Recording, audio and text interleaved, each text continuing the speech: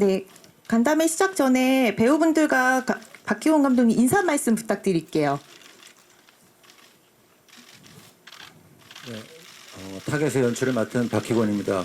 귀한 시간 내주셔서 감사합니다. 네, 타겟에서 장수연 역할을 맡은 신혜선입니다. 감사합니다. 네, 타겟에서 주초로 형사 역을 맡은 김성균입니다. 와주셔서 감사합니다. 네, 안녕하세요. 타겟에서 달짜를 연기한 이주영입니다. 반갑습니다.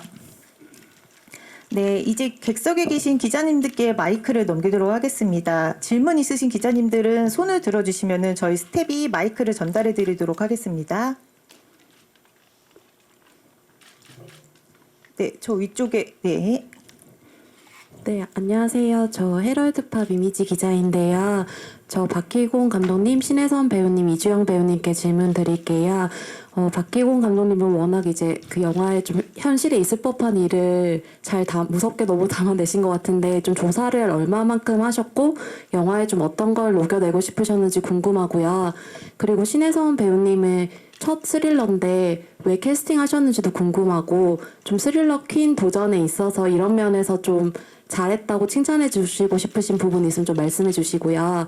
그리고 신혜선 배우님이 이제 스릴러에 처음 도전하셨잖아요. 좀 힘들었던 점은 없으셨는지랑 스스로 잘했다 좀 성취감을 느낀 부분이 있으셨는지 궁금하고 신혜선 이주영 배우님께 공통 질문 드릴게요. 좀 현실 친구 케미가 잘 산 것 같아가지고 좀 호흡을 맞추신 소감 궁금합니다. 네, 감독님 먼저 답변 부탁드릴게요.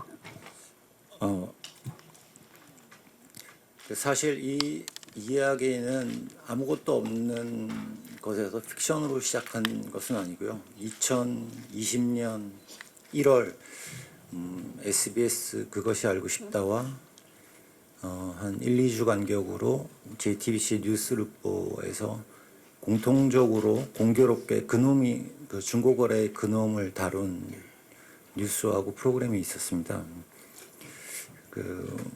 사실 저는 그 중고거래가 그냥 뭐 동네끼리 뭐 이웃끼리 주고받는 훈훈한 그런 이제 뭐 거래, 나눔 뭐 이런 걸로만 이제 대충 알고 있었는데 사실 그 내용을 보고 굉장히 충격을 받았고 그 내용에 나오는 그놈은 아주 치밀하고 계획적이고 조직적이었고 그 자신에게 반항 혹은 뭐 저항하는 일부 그 중고거래 사이트 유저들이 있으면 끝까지 그 사람을 괴롭혀서 거의 정신병 혹은 뭐 자살 시도까지 하게 만드는 악랄한 실제 범인이 있었고 그 놈을 뉴스 프로그램하고 르포 프로그램에서 그놈이라고 지칭을 했습니다. 그놈이라고 지칭한 이유는 뉴스 당시까지도 그놈이 잡히지 않았기 때문입니다.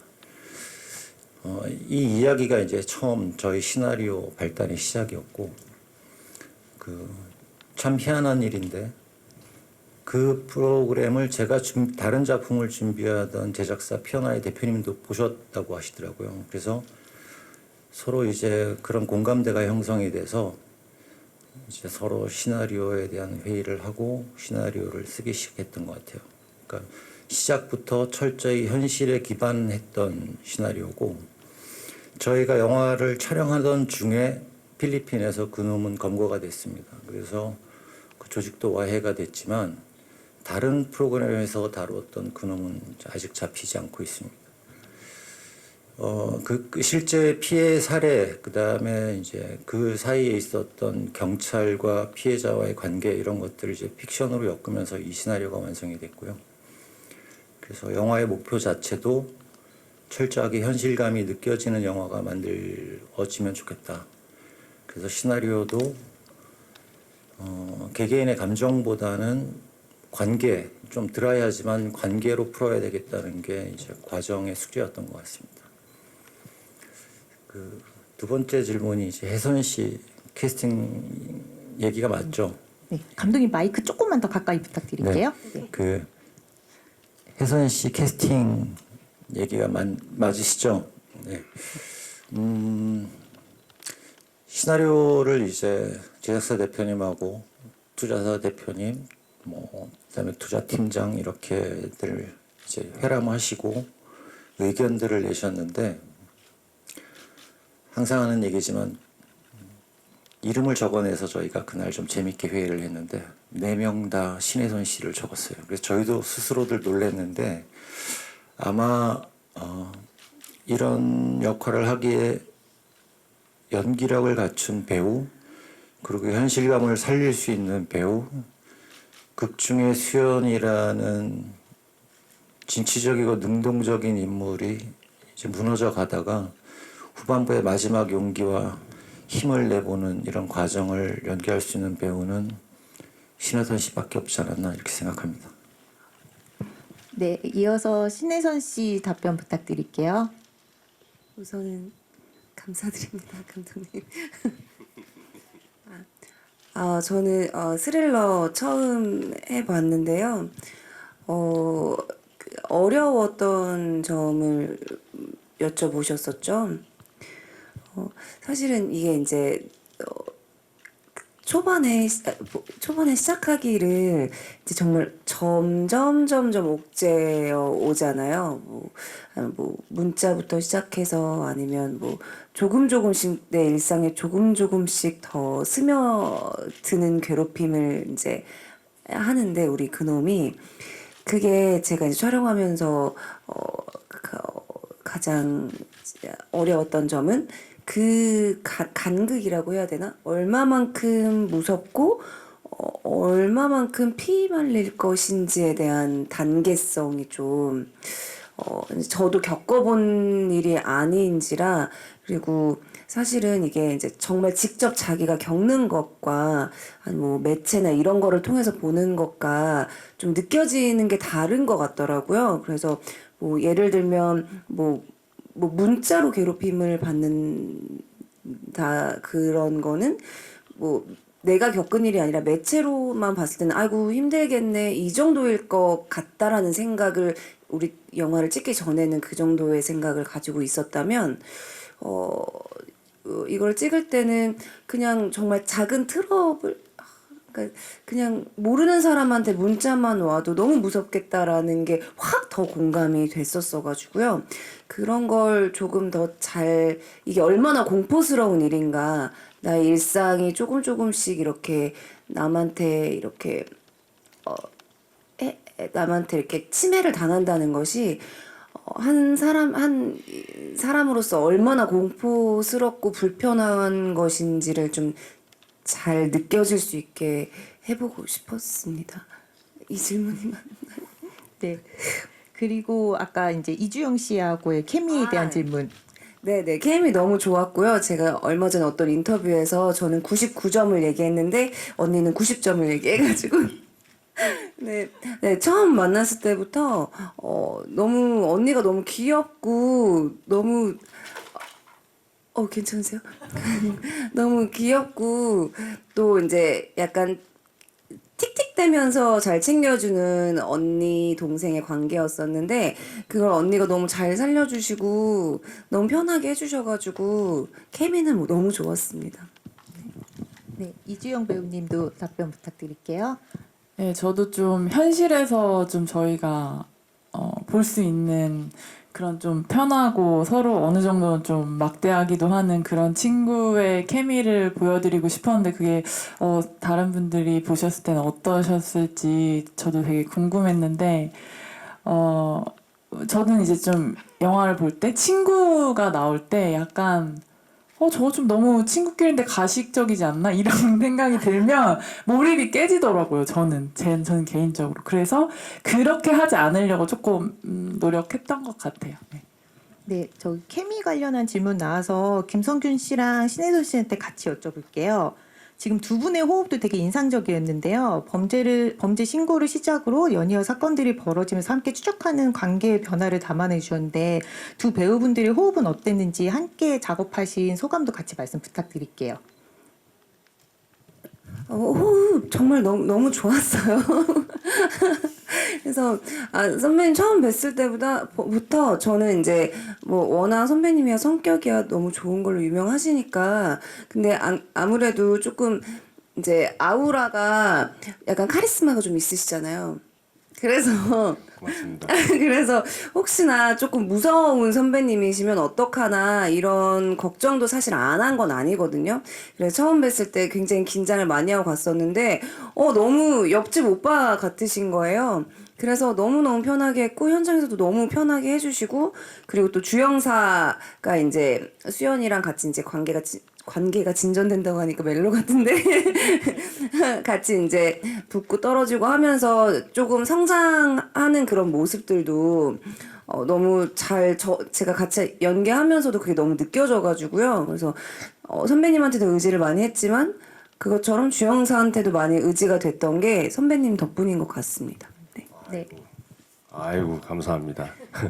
현장에서 신혜선 씨가 굉장히 이 신혜선이라는 배우한테 완전 반했고 신혜선 씨가 연기한 캐릭터에 또 반했어요. 그래서 주영사가 이제 그 우리 캐릭터 이름이 뭐지? 신혜선 씨 수연이라는 캐릭터를 이제 도와서 범인을 잡는데 점점 뒤로 갈수록 이게 내가 어떤 그 계기가 있잖아요. 우리 영화에서 어떤 그 결정적인 계기로 내가 쑥 들어가야지. 자칫 잘못하다가는 이거 주영사가 그 수연한테 사랑을 느껴서 이렇게 도와줘. 이러면 안 되겠다. 이렇게 해서 할 정도로 신혜선 씨와 그 수연이라는 캐릭터한테 정말 좋았어요. 촬영하면서. 그리고 저기 신혜선 씨가 워낙 성격도 털털하시고 굉장히 현장에서 분위기 메이커예요. 그래서 굉장히 즐겁게 촬영을 했습니다. 네. 네, 현장에서 너무 좋은 분위기 잘 말씀해 주셨습니다. 지금 이어서 다음 질문 있으신 기자님들. 네, 안녕하세요. 저는 KBS의 강푸른 기자라고 하는데요. 영화 되게 몰입하면서 볼 수 있었는데, 혼자 사는 여성이 아무래도 주 피해자다 보니까 더 현실적인 공포로 느껴진 부분이 있는 것 같거든요. 난이라는 생각 때문에. 근데 눈에 들어왔던 게 나중에 그 지하철에서 주인공이 서 있는 그 뒤에 있는 광고판이 여성 안심 택배 서비스더라고요. 이게 혹시 좀 일부러, 그러니까 현실적으로 여자들이 이런 이제 일상에서 공포나 불안을 느끼는 게 많다라는 거를 이렇게 강조하기 위해서 일부러 넣으신 선택이신지 이런 식으로 좀 현실 반영하는 그런 밀도를 높이기 위해서 이렇게 부여한 설정이나 뭐 이렇게 신경 쓰신 디테일이 있는지 궁금하고요. 그리고 사실 그 요새는 관객분들이 더 이런 거 굉장히 민감하게 보시는데 왜 자꾸 주인공이 여기를 떠나서 뭐 모텔이라도 가 있지 왜 자꾸 집에 있느냐 이거를 분명히 뭐 관객분들이 답답해하시는 분도 있을 것 같거든요. 근데 이유가 있으실 것 같아요. 설명을 좀 부탁드리겠습니다. 네, 감독님 답변 부탁드리겠습니다. 왜 집에 있었습니까? 예, 첫 번째 질문부터 먼저 말씀을 드리면 그 여성 안심 택배는 저희 미술팀이 낸 아이디어인데 저희 영화 첫 장면은 피해자가 여자가 아닌 남자입니다. 그리고 그 이후에 이제 피해자 2명 이제 신혜선 씨하고 금세록 씨가 등장을 하는데 이 이야기는 비단 여성 피해자에만 국한된 것이 아니고 실제 사례에서도 50대 남자, 뭐 20대 남자들 여러 명이 이제 성별을 가리지 않고 당하게 되는데 아무래도 이제 저희 주인공이 수연이고 여성이다 보니까 그 부분을 저희가 조금 더 살리자라는 부분들이 있었어요. 나오는 부분에. 그래서 어떤 대사나 관계성 이런 걸로 인위적이거나 자기적으로 살리는 것보다 미술적 장치나 뭐 세트 그리고 그 여성만이 가지고 있는 섬세함 이런 것들로 좀 부각을 시켜보자. 그래서 자연스럽게 녹여보자라는 의도에서 그렇게 된 거라고 보시면 될 것 같고요. 수연이 왜 이사를 가지 않느냐라는 거는 제가 이제 영화를 보고 관찰자적 입장에선 그럴 수 있는데 일이 이렇게까지 커질지 모르기 때문에 대부분 뭐 이사를 가거나 어디 거처를 옮겨야 되겠다라고 생각을 못했다고 하더라고요. 초반부에. 저도 그 이야기를 보면서 답답했고 그 증언을 받았던 이제 경찰분들하고 얘기를 들어보면 객관적인 입장에서 왜 그 상황을 객관적으로 바라보지 못하느냐에 대한 답답함이 삼자는 있는데 당사자들은 거기서 그렇게까지 생각을 하지 못한 현실이더라고요. 그래서 버틸 때까지 버텨보자, 뭐 해볼 때까지 해보자, 이런 감정들이 더 많았던 것 같습니다. 그래서 그런 부분들을 좀 살려보고자 했던 것 같습니다. 네. 이어서 다음 기자님 질문 있으시면 말씀 주세요.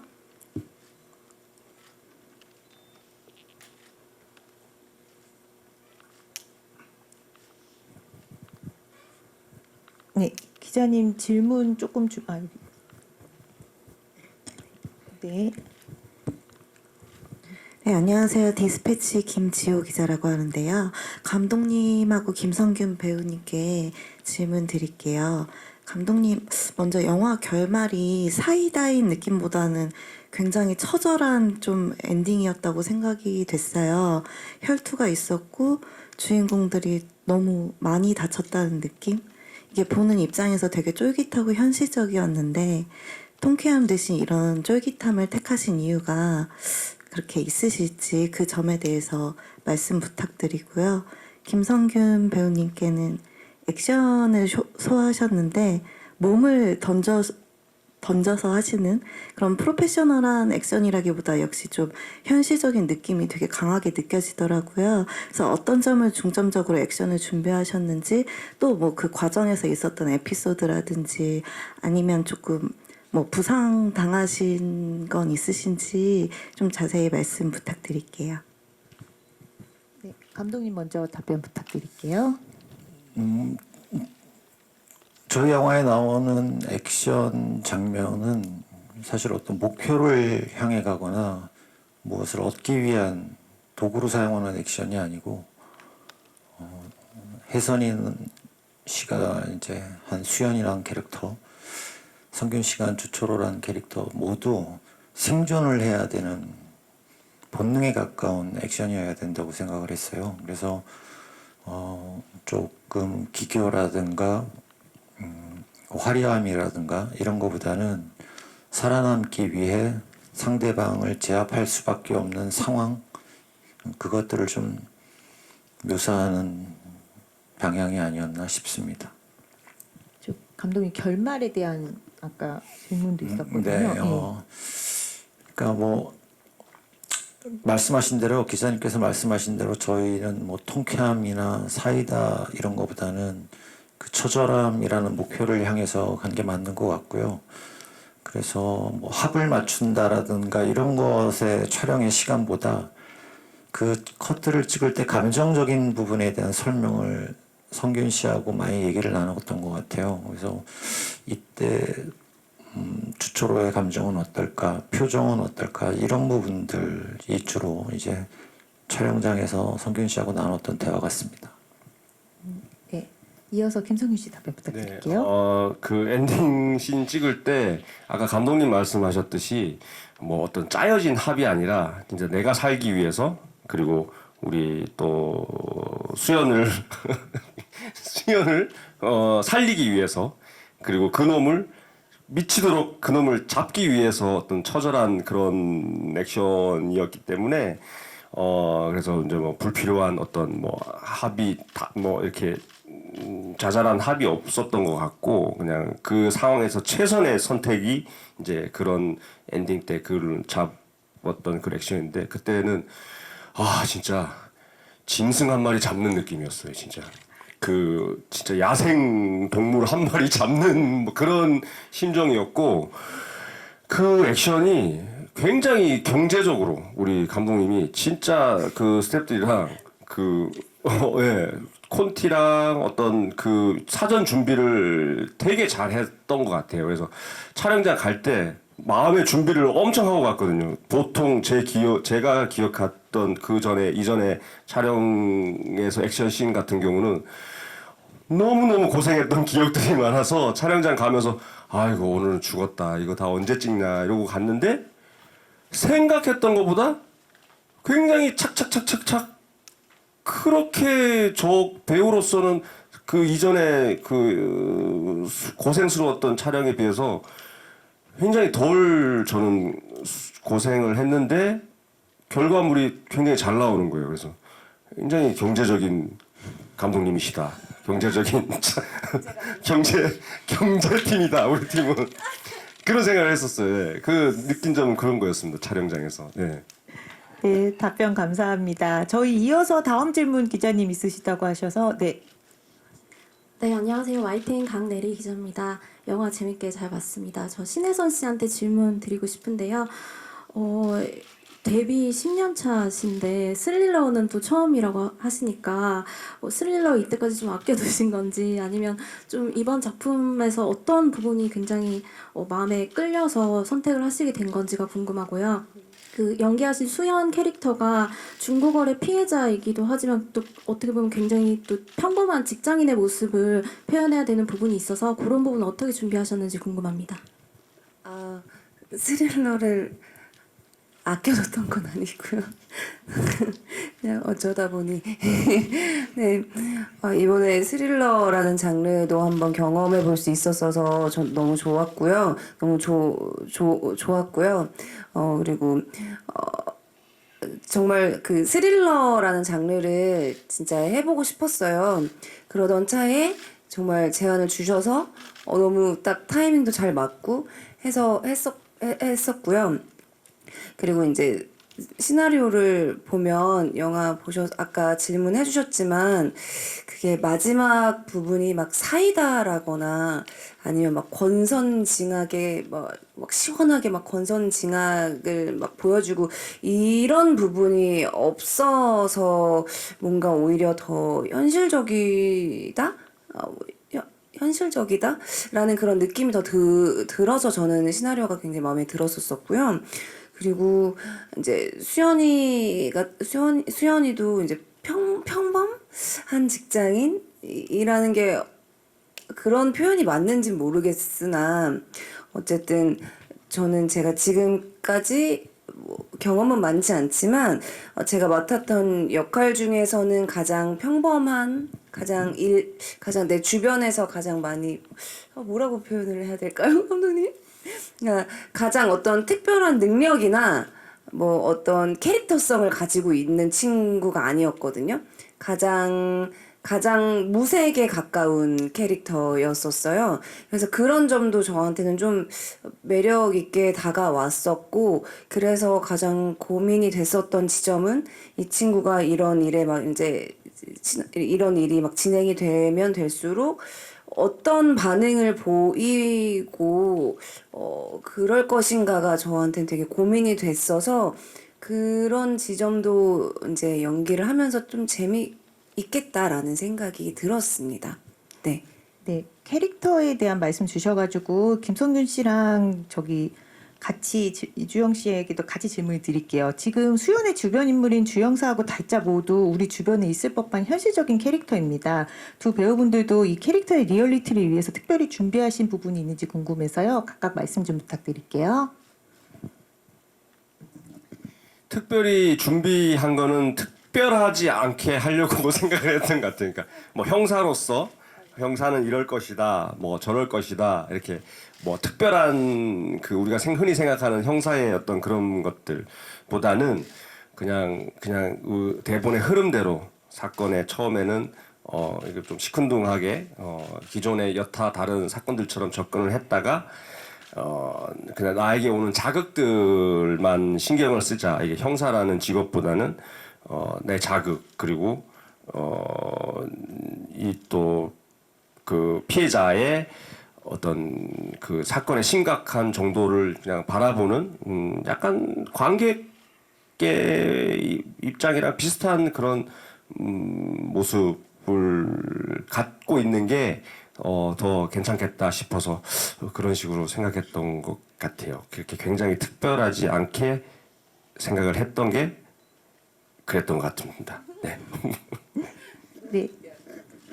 예, 이주영 씨도 답변 부탁드릴게요. 네, 저도 좀 그냥 주변에서 좀 고개 돌리면 볼 수 있을 법한 그런 그냥 사람을 연기를 하고 싶었고, 약간은 가끔 주책 맞기도 하고, 또 가끔은 또 따뜻해 보이기도 하고, 또 가끔 되게 차가워 보이기도 하고, 이기적이어 보이기도 한데, 또 가끔 생각해주는 것 같기도 하고, 뭔가 그런 좀 뭔가 그런 그냥 주변에서 볼 법한 친구 그런 역할을 연기를 하려고 했었고, 예, 저도 사실 이런 게 처음이어서 이렇게 평범한 역할이라고 해야 되나? 그러니까 평범한데 또 달자 같은 이런 친구는 또 처음이어서 저도 좀 재미있게 도전적인 이런 캐릭터였던 것 같아요.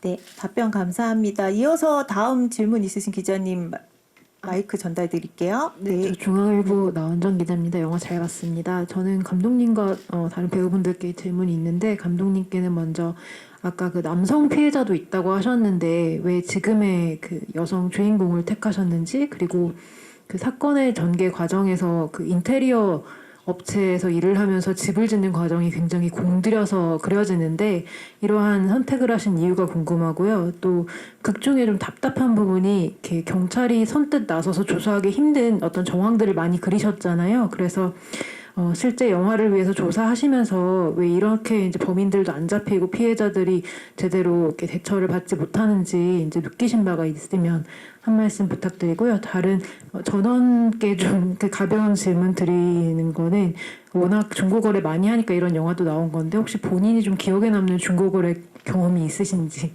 여쭙겠습니다. 여러 가지 사례 중에 저희 이제 수연이 주인공이 된 이 이야기는 제가 접했던 사례 중에 대부분의 피해자들이 이제 초반에 그 범인의 의도대로 뭐 포기를 하거나 뭐 소액이기 때문에 손실을 보거나 혹은 약간의 협박에 이제 그만두는 경우가 많았는데 그 중에 가장 적극적으로 저항을 했던 실제 사례의 주인공이 여성분이었어요. 그러니까 저는 좀 그분이 시사하는 바가 크다고 생각하는데 남성, 여성 뭐 이런 걸 떠나서 우리가 그냥 뭐 좀 강자라고 얘기하는 뭐 덩치가 있고 남자고 뭔가 좀 할 것 같은 사람들이 아닌 지극히 평범한 사람이 이 범인에게 가장 용감하게 저항을 했던 사람이었고 그래서 그 사람이 저는 주인공이 되어야 된다라고 생각을 했습니다. 그래서 이제 그렇게 정하고 나서 보니까 이제 이 수연의 캐릭터를 설정하는 이제 문제가 좀 생겼어요. 그래서 저는 영화 엔딩을 먼저 정해놓고 시나리오를 썼는데 이 엔딩에 걸맞는 직업, 그다음에 성격, 뭐 이 사람의 취미 이런 것들이 어떤 것들이 있을까를 역추적하다 보니까 이제 인테리어 팀장으로 이제 귀결이 됐던 것 같고 그래서 다시 이제 시나리오를 손보는 과정에서 엔딩의 장면을 그러면 수연의 홈그라운드였던 그 초반의 공사 현장으로 가는 것이 의미가 있지 않을까라는 생각을 했습니다. 네, 그러면 이제 배우분들이 중고거래 경험담 말씀 부탁드릴게요. 저는 조카랑 같이 살거든요. 네, 저희 조카가 7살이다 보니까 이제 아기들 용품은 많이 필요하잖아요. 금방금방 자라니까. 그래서 주변에서 이렇게 죄송해요. 애엄마도 아닌데 자꾸 조카 얘기를 많이 하는데 제가 그러니까 뭐 이게 지금 뭐라고 해야 되지? 그러니까 사실 특별한 경험은 없어요. 중고거래로 어떤 뭐 특별한 일이 있거나 어떤 에피소드가 있거나 그런 건 아니거든요. 근데 그냥 너무 귀여워가지고 이 애기들이 이제 이 동네 같은 지역에서 이제 막 중고거래를 많이 하잖아요. 근데 이제 애기들끼리 이게 아나바다처럼 이제 이거를 사면 이제 이 언니가 크면은 이 동네에 또 다른 동생한테 또 넘어가고 또 거기선 또 다른 뭐 책이 넘어오고 이렇게 다 같이 막 이렇게 돌려 쓰는 같이 나눠 쓰는 그런 게 너무너무 귀엽더라고요. 그래서 이제 제가 뭐 겪은 일 중에 특별한 일은 없지만 그냥 중고거래 하면 저는 그 애기들이 너무 귀여워서 그게 자꾸 생각이 나네요. 네.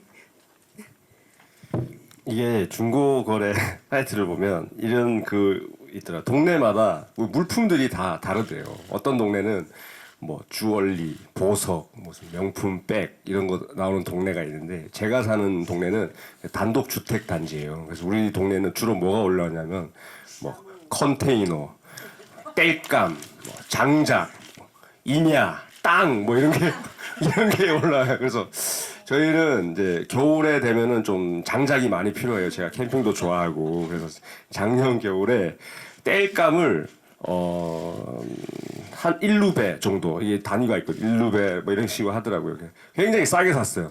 그러니까 우리 뭐 마트 같은 데 가면은 이렇게 한 망 이렇게 그 양파망 있잖아요. 이렇게 한 망에 10,000원 이렇게 되는데 그 파지 땔감이라고 또 올라와요. 우리 동네는. 그러니까 정확하게 재단되어 있는 땔감 예쁜 거 말고 그런 거 재단하고 남은 짜투리인데 어차피 뭐 참나무 똑같아요. 태우면은. 그래서 그거를 작년 겨울에 한 차 아주 거의 한 절반 가격으로 샀던 기억이 있습니다. 행복했던 기억이었어요. 네.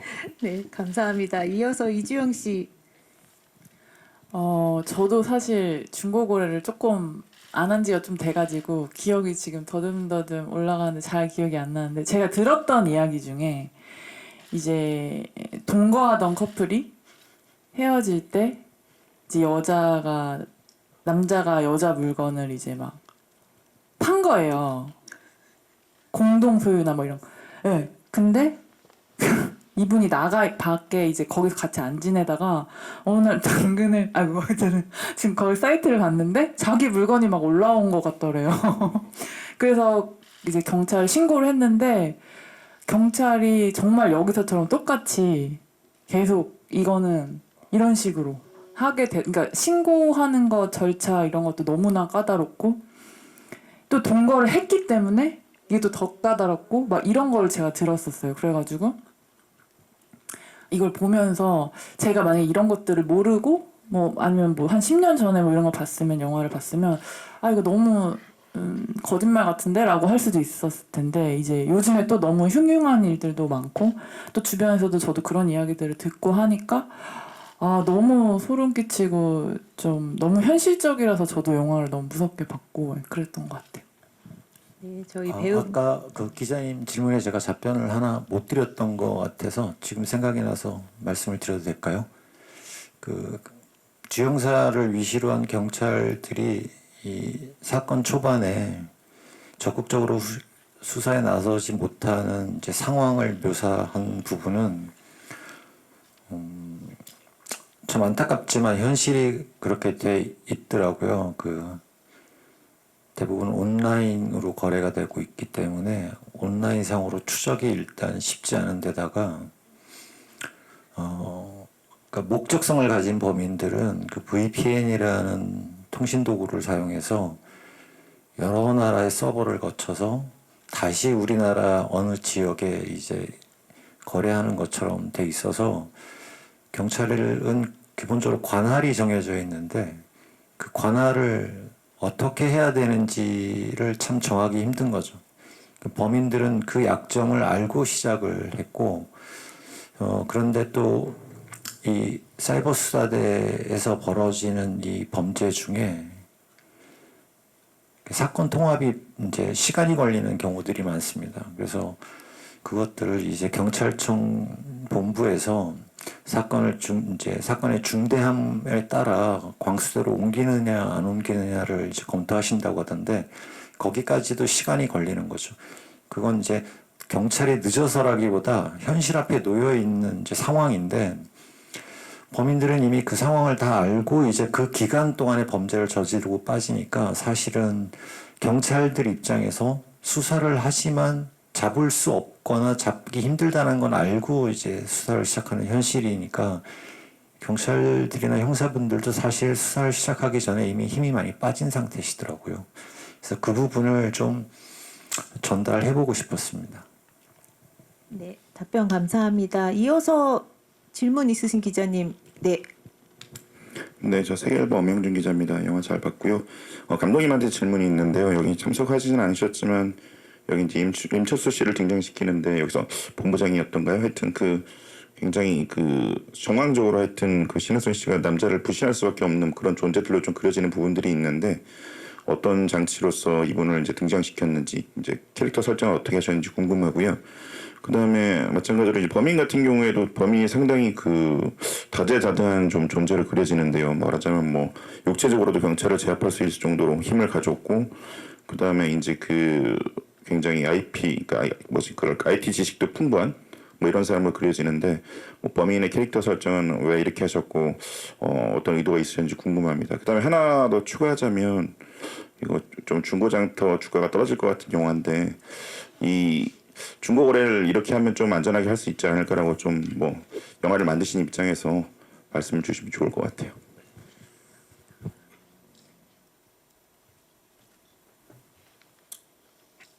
그 임철수라는 배우는 그 임철수 배우가 한 김 실장이라는 캐릭터는 제 주변에 있는 캐릭터입니다. 그 친구는 직장을 옮길 때마다 마치 초등학교 때 짝이 바뀌면 그 짝을 계속 사랑하듯이 직장을 옮길 때마다 직장 동료하고 이제 연애를 하는 친구인데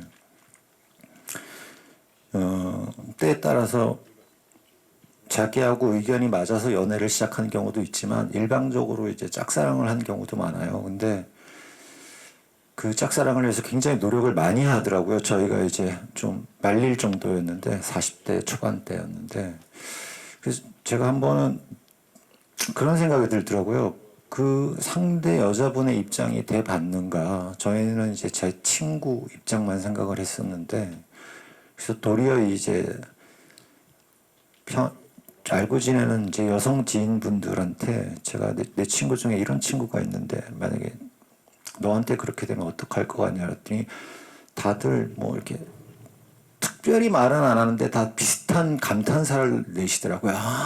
이렇게 얘기하시더라고요. 그래서 그게 저한테는 참 와닿았고 그래서 직장 생활의 현실감을 좀 살리는 캐릭터가 좀 수연 옆에 있으면 좋겠다라고 첫 번째였고 두 번째는 그 캐릭터가 소모적으로 사용되는 게 아니라 어떤 역할을 했으면 좋겠다라는 생각 때문에 이제 시나리오 말미에 영화 말미에 이제 기능을 넣었던 것 같아요. 역할을.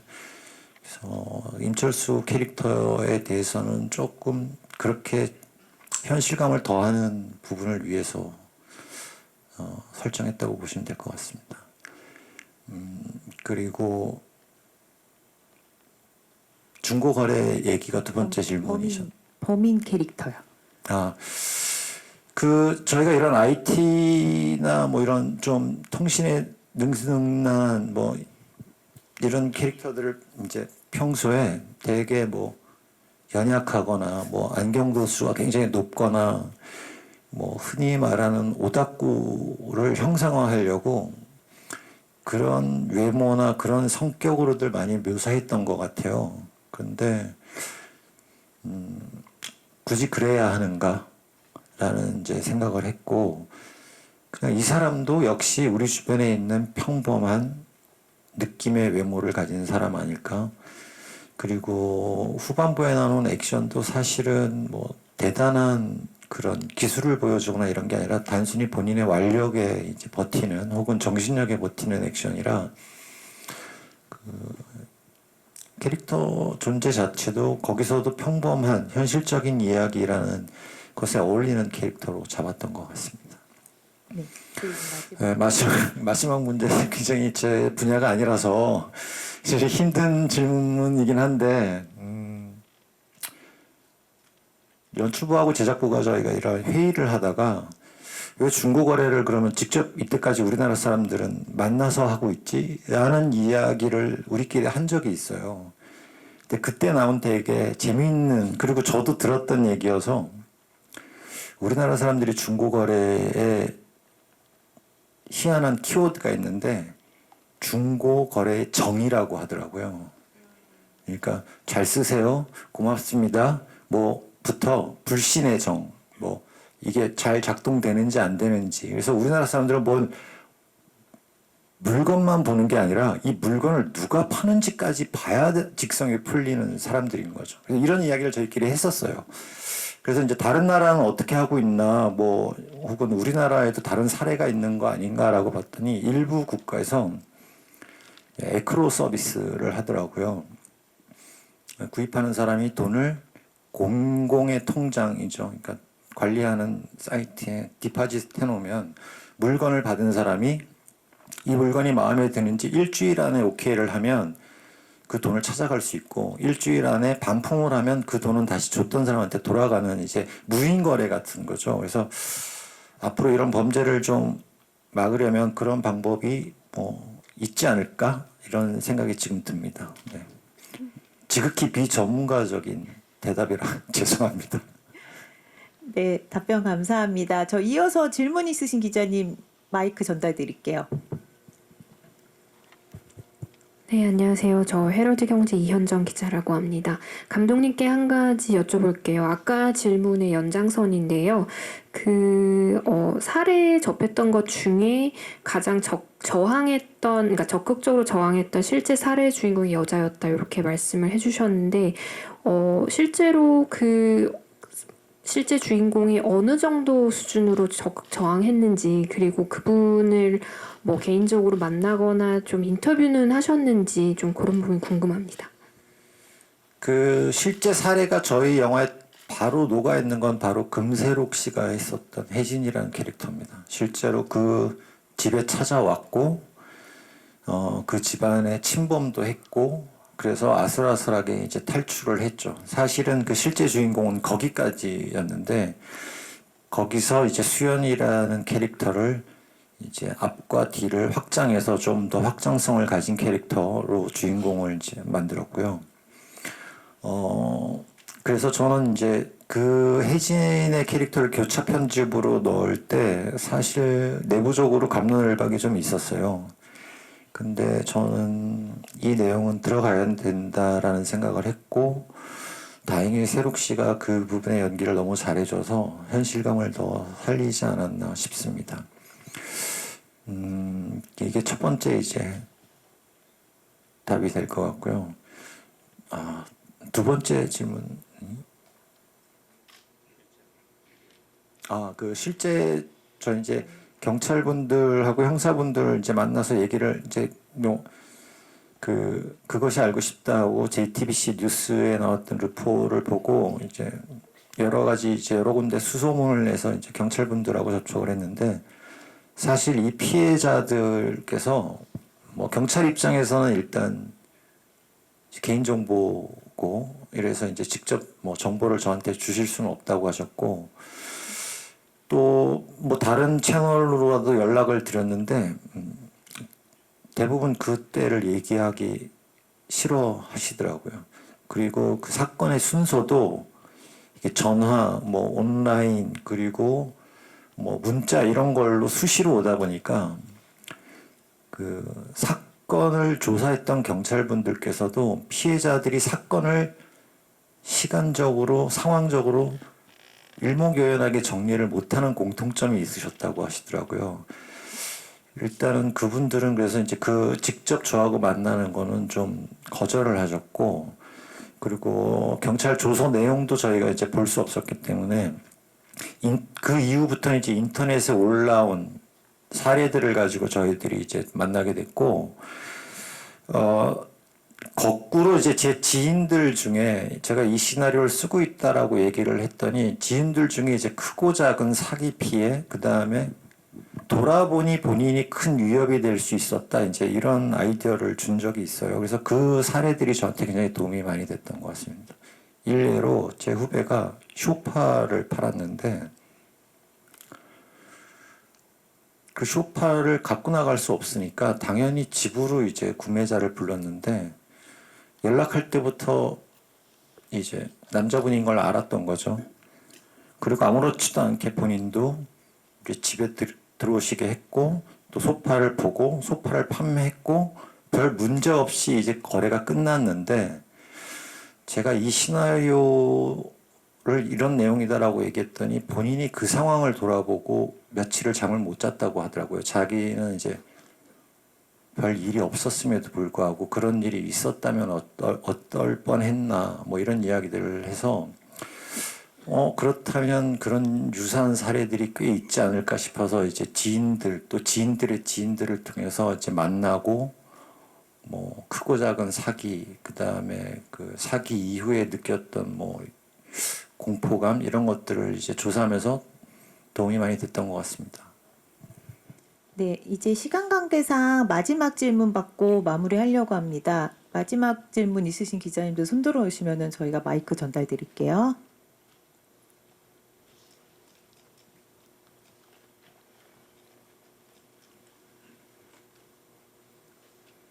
네. 그럼 질문이 없으신 걸로 알고 저희 이제 감독님하고 배우분들 마지막 인사 듣고 마무리하겠습니다. 이주영 씨부터 순서대로 이 타겟만의 관전 포인트를 하나씩 소개해 주시면서 인사 말씀 부탁드릴게요.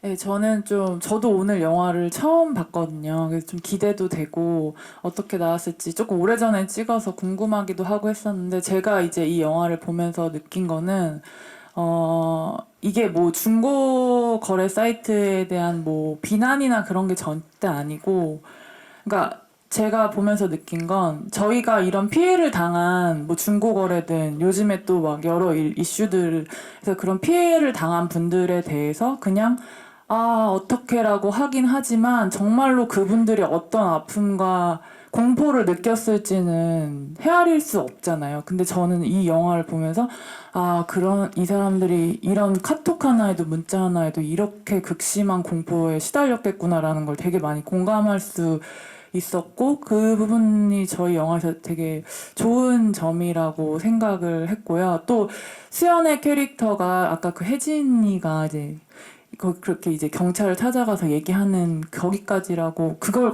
굉장히 적극적이라고 이제 감독님 말씀하셨는데 실제로 정말 그렇게까지 하는 것도 정말 어려운 일인 것 같아요. 그냥 분명히 고통을 다시 또 이렇게 상기시키는 것도 굉장히 고통스러운 일이고 또 요즘 너무 막 진짜 사회가 흉흉하다 보니까 정말 남 일에 그냥 귀 닫고 눈 감고 그냥 이렇게 살아가는 게 이게 또 우리한테 나까지 피해가 있어 하면서 이렇게 하게 되잖아요.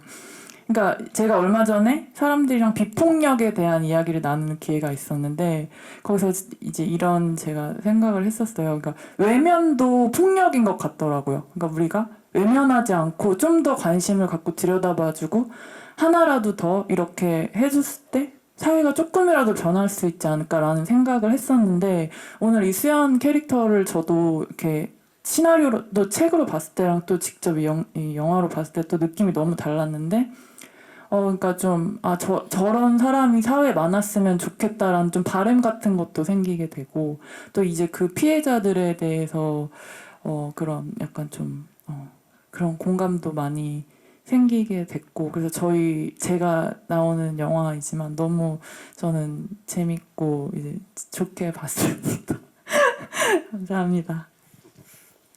네, 끝인사와 관전 포인트죠. 네, 오늘 와주셔서 정말 정말 감사드리고 부디 재밌게 보셨을기를 바라봅니다. 그리고 우리 관전 포인트는 또 수연이라는 캐릭터가 우리 주변에 있을 법한 누군가고 또 나일 수도 있잖아요. 그래서 수연이 바짝바짝 말라가는 모습을 보는 게 관전 포인트라면은 좀 너무 못된 얘기인데 나라면 어땠을까? 우리가 일상에서 우리가 흔히 행하고 있는 일상과 또 비교하고 수연이 나라면 어땠을까? 또 그런 관점에서 보면은 더 재밌게 보시지 않을까 생각이 듭니다. 네, 감사합니다.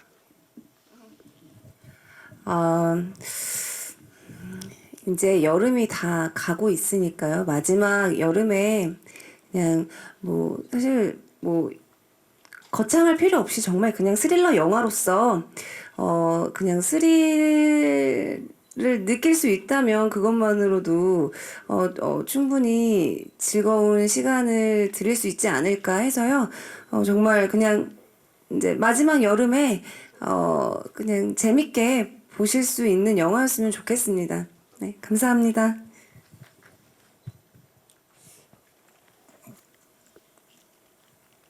이 영화는 실화를 바탕으로 하긴 했지만 이 많은 부분들을 여기 계신 세 분하고 나머지 배우들이 훌륭한 연기로 만들어 주신 영화입니다. 그래서 재미있게 보시는 게 아마 그 다음에 재미있게 보시기를 바라는 게 제일 큰 마음 같고요. 코로나 이후에 그 많은 어려움 속에서 한국 다른 감독님들 그다음에 제작자님들이 힘겹게 이제 영화를 만들고 계시고 또 힘겹게 개봉을 하고 계신데 그 힘겹게 가는 이 이제 오르막 계단을 다시 올라가고 있는 느낌인 것 같아요. 근데 그 힘겹게 올라가고 있는 계단에 타겟이 누가 되지 않았으면 하는 그런 작은 바람을 가져봅니다. 고맙습니다. 네, 저희 타겟 간담회는 여기서 마무리하고요. 이어서 포토타임 진행하도록 하겠습니다. 네, 이주영 씨 왼쪽 먼저 봐주시길 바랍니다. 네, 다음에 정면 봐주시고요. 다음에 오른쪽 봐주세요. 네, 이제 내려가 주시면은 김선균 씨 모시겠습니다.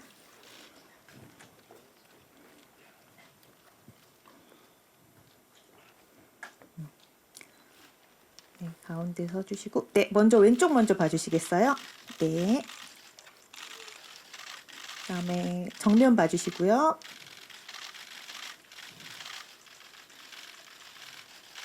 네, 오른쪽 봐주세요. 네, 잠시 내려가 계시면 신혜선 씨 모시겠습니다.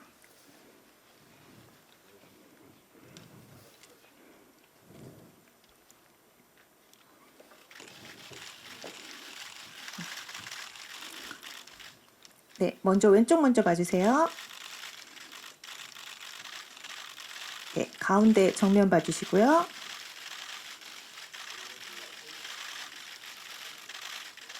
네, 오른쪽 봐주세요. 예, 신혜선 씨 잠깐 계시고 지금 그러면은 김성균 씨랑 이주영 씨 모시겠습니다.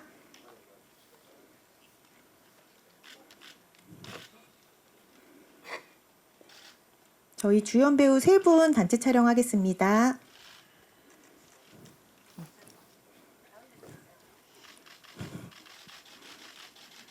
예, 다 같이 왼쪽 먼저 봐주시고요.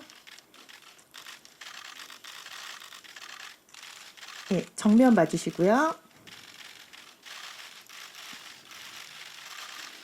예, 마지막으로 오른쪽 봐주세요.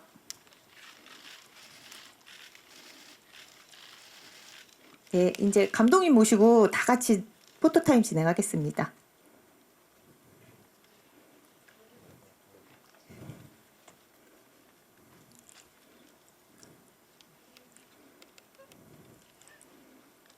네, 다 같이 왼쪽 먼저 봐주시고요. 네, 정면 가운데 봐주시고요.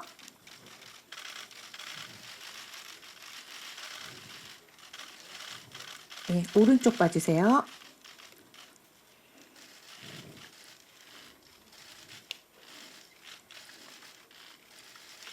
네, 이상으로 오늘 기자간담회 모두 마치도록 하겠습니다. 다 같이 인사하고 물러나겠습니다. 감사합니다. 예,